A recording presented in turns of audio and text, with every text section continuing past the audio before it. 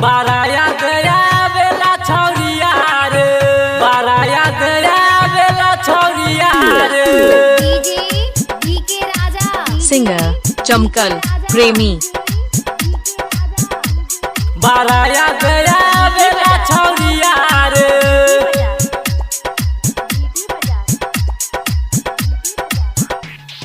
खाली तो यारवा के बुनिया रे।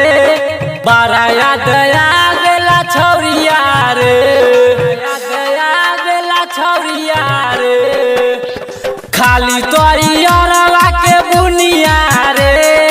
बाराया गया बेला छौरिया रे, अखिया न मारे दिल तर पावे, दोसरा घरे जाई कलिया रे।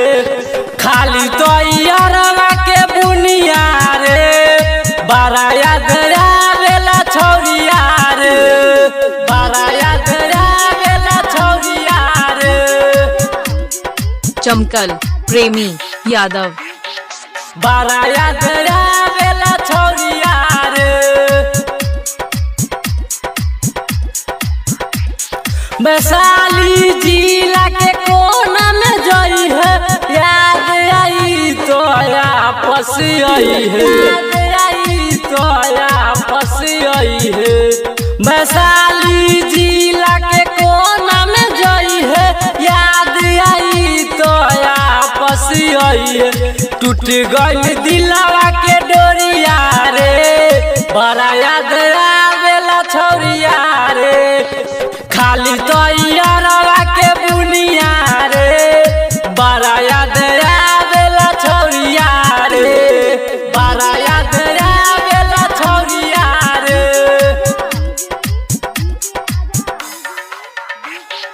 बाराया गया बेला छौरिया रे। राइटर सुजीतवा बुझलवा से बतैनी, प्यार लागे खाली नाम के कोइली। राइटर सुजीतवा बुझलवा से बतैनी, प्यार लागे खाली नाम के कोइली। चमकल पर हीरे पूरा दुनिया रे, बाराया गया बेला छौरिया रे, खाली तो चमकल जियरवा के प्रेमी बुनिया यादव। रे, बाराया गया